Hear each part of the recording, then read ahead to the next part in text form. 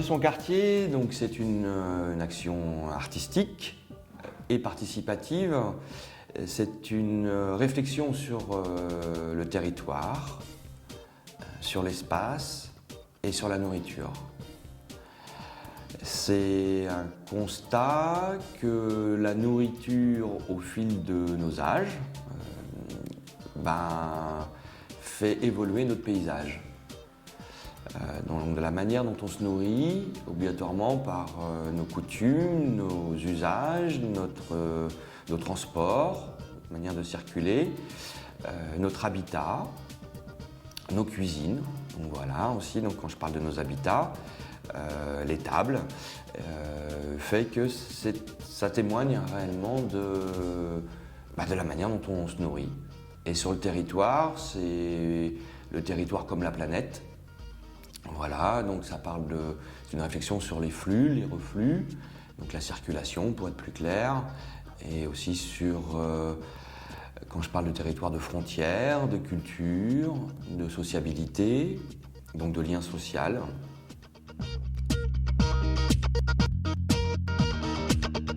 Elle est venue subitement quand j'organisais des échanges artistiques avec différents pays. Là, c'était en Asie, où je faisais venir des artistes, cette fois du monde, en fin de compte de la planète, à Nantes, où j'habitais à cette époque-là. Et donc là, j'étais parti en Asie et avec des camarades pour faire venir des artistes asiatiques d'Asie essentiellement, c'est-à-dire de l'Asie j'entends l'Inde, ça allait jusqu'en Mongolie pour aller jusqu'en Australie, donc c'était un peu l'Océanie, ça s'appelait Océasie à cette époque-là.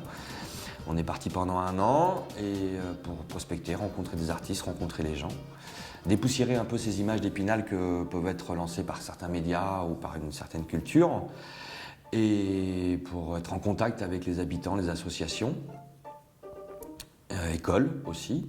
Et donc on est passé par les Philippines et là ça a été un peu un choc où par l'association Erda qui existe toujours, j'ai côtoyé des enfants, enfin des familles qui vivaient sur une montagne d'ordures.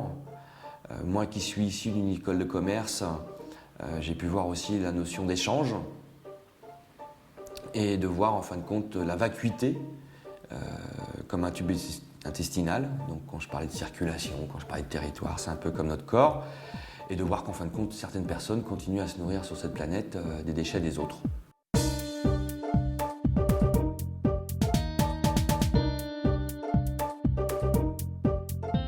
Concrètement, manger son quartier, c'est fait en 2008 à La Havane, dans un quartier, le quartier de Saint-Augustine, à travers une structure qui s'appelle l'ASA, puisque ça existe toujours, Laboratoire Artistique de Saint-Augustine. Donc j'ai répondu par l'entremise de quelqu'un qui m'a présenté, les organisateurs, leur acte public numéro 1 qui était sur le goût, El Gusto. Et on était quelques artistes européens et cubains à acter dans l'espace public pour montrer que les quartiers peuvent être aussi une source d'inspiration, une source artistique. Puisque pour moi, l'art, en fin de compte, qu'est-ce que c'est ? C'est pas un produit vénal, comme certaines personnes tentent de continuer à le faire. C'est un échange, donc certes, il peut y avoir un côté monétaire, mais ce n'est pas une guerre d'ego, et c'est un échange. C'est plutôt être en contact avec des gens qui, pour eux, aujourd'hui, l'art ne correspond à rien,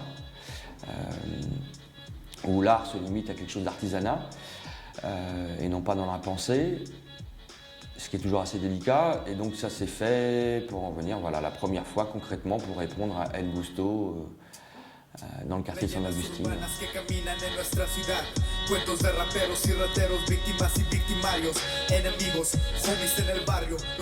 Donc on a travaillé sur l'espace, qui était très intéressant, puisque Cuba, à cette époque-là, il reste de toute façon un pays en guerre. Donc il n'y avait pas de cartographie, il n'y avait pas de cadastre. Donc il a fallu le faire avec des étudiants de l'école d'architecture de La Havane et puis avec la population.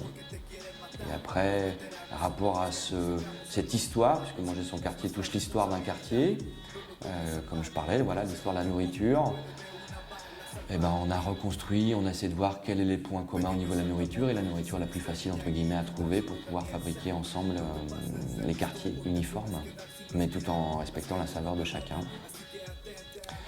Et donc concrètement, ça s'est fait en 2008 à Saint-Augustine, à La Havane. Après, il y a eu Saint-Nazaire, ça a été une action directe. Il n'y a pas eu une initiative d'une mairie ou l'invitation comme un produit. Voilà. C'est moi-même qui ai été voir les gens. J'ai décidé de prendre un quartier et d'aller voir les gens, les commerçants, habitants, ce que j'appelle moi une action directe, sans avoir un commanditaire derrière, de mon propre fait, comme un acte politique. Et puis j'étais agréablement surpris que, en fin de compte, cet acte volontaire a rencontré pas mal d'échos.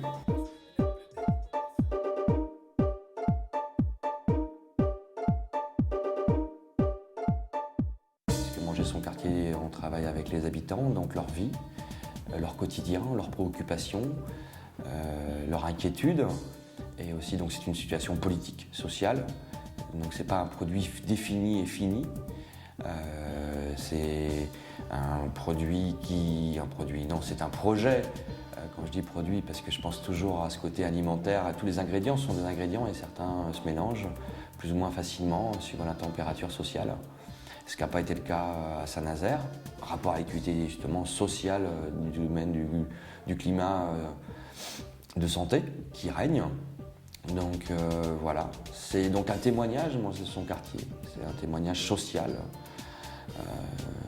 qui peut se faire ou pas, voilà, avec les gens, puisque je suis avec les gens. Ce projet se fait qu'avec les habitants.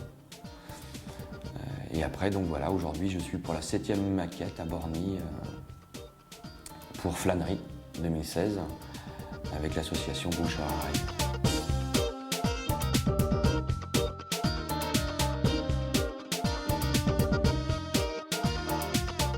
Pendant 3 mois, en fin de compte, je donne la parole aux gens à travers un sondage où je demande les textures, la température, un peu comme le thermomètre de chacun. Donc un diagnostic de santé individuelle, mais à la fois collectif puisqu'on vit sur un espace partagé. Comme on prend la température d'un gouvernement, la température d'une société, d'une industrie, d'une économie, d'une santé. Donc je me retrouve à Borny parce qu'ils ont vu voilà, qu'il y avait eu plus de 300 participants à l'époque qui avaient donc créé le quartier d'Outreseille. Et ils se sont dit pourquoi pas le faire à Borny. Donc ils m'ont demandé si je souhaitais le faire, si j'étais disponible. Et je leur ai dit oui, pourquoi pas.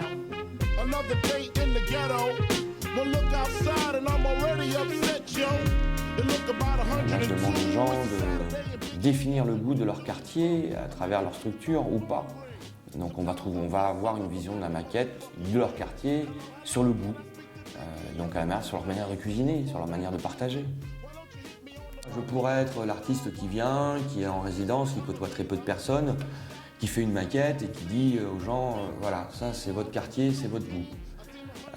Mais dans ces cas-là, je suis dans un produit, je suis dans l'art de ce qu'on appelle aujourd'hui du spectacle depuis une 50aine d'années où je montre un produit. Voilà, c'est comme ça. Vous aimez pas, c'est pas mon problème, quoi. Et donc je crée déjà, il n'y a pas de dialogue, je vais dans un sens unique. Donc pour moi, quand je parle d'acte global, je me dois, et je le fais, et même si ça m'irrite, mais je dirais c'est un peu comme cette superposition d'immeubles les uns sur les autres, et d'appartements, de cette promiscuité, comme une peau, et ben je me dois de vivre, même si c'est temporaire, le quotidien de chacun. Leur rythme de temps, de rencontre. Et aussi de faire... donc c'est moi qui l'ai choisi, bien sûr, pour être plus proche d'une réalité.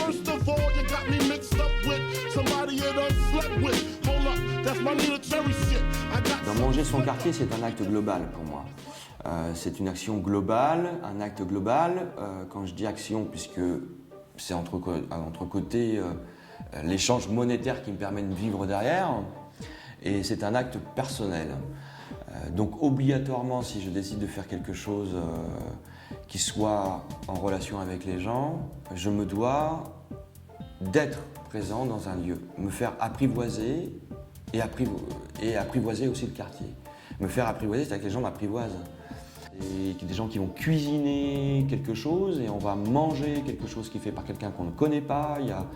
Donc il y a aussi le fait d'effacer un peu cette peur et de se découvrir, de dire bah ouais, voilà, je ne connais pas mais je vais le découvrir, je vais oser. Bien sûr, il y a un respect d'hygiène qui est présente, mais il y a aussi un côté inconnu qui va se passer. Mais c'est la curiosité du goût, de la saveur.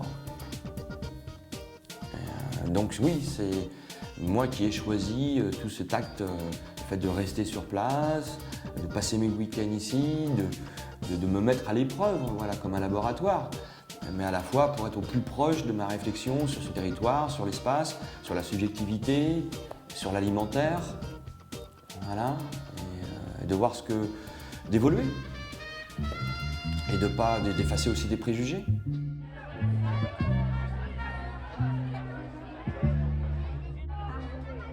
I know how it feel to wake up, fucked up, pockets broke as hell, another rock to sell.